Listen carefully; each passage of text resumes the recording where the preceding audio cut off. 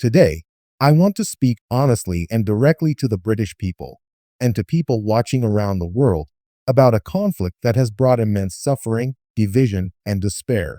The conflict between Israel and Palestine. Almost 2 years have passed since the barbaric terrorist attacks of October 7th. Families are still living in the shadow of that day. Hostages remain in captivity. Recent images show them malnourished, frail, and in unthinkable conditions. Hamas still refuses to release them all, not even the bodies of the dead. I have sat with British families of the hostages. I have seen the pain in their eyes, pain that doesn't fade, pain that eats away at hope day after day. Their suffering is shared by families across Israel, and it is felt here, in the United Kingdom, too. Let me be crystal clear. The hostages must be released. They must come home, and Britain will continue to fight for their freedom. But we must also confront a larger truth. Hamas is a brutal terrorist organization.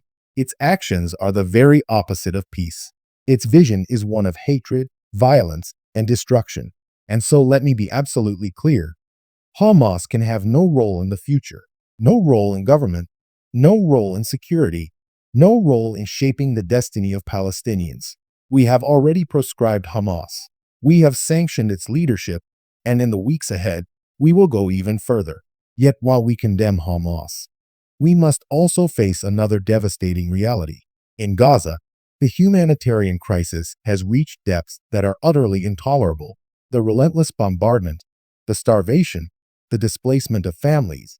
Tens of thousands of innocent people have lost their lives. Thousands more have died simply trying to collect food and water. These are scenes that shame the conscience of the world.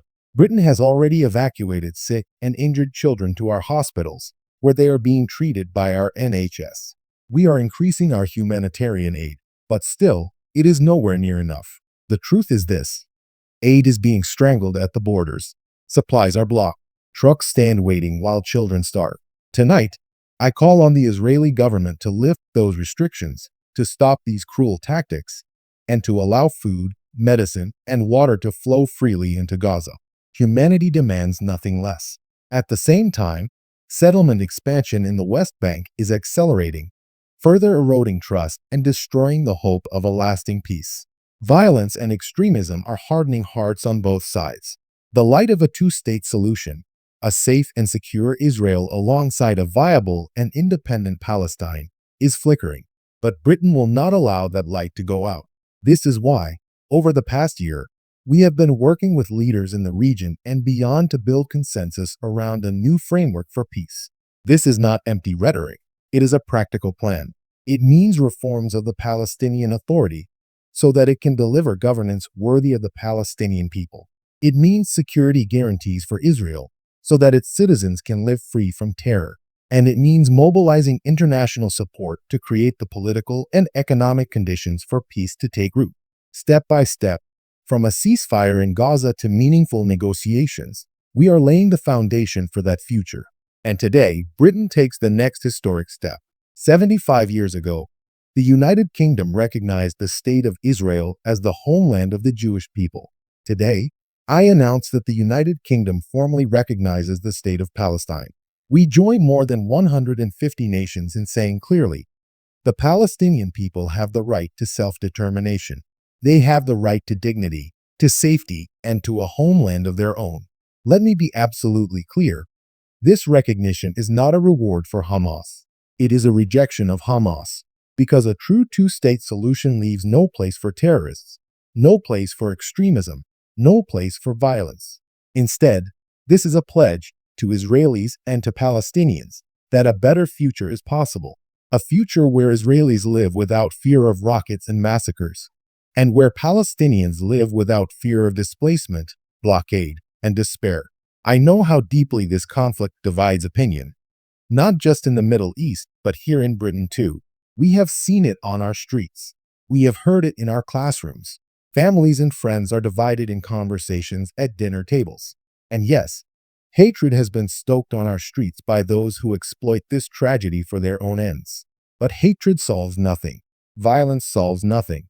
We must come together not in hate, but in hope. Hope for the release of the hostages. Hope for an end to the suffering in Gaza. Hope for security in Israel.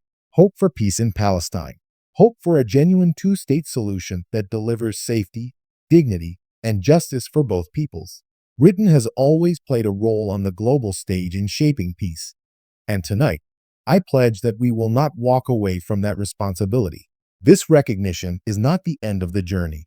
It is the beginning of a new chapter, one where Britain will use its voice, its influence, and its values to drive forward the vision of peace. The choice before us is stark. Either the cycle of violence, suffering, and hatred continues, or we seize this moment to imagine and build something better.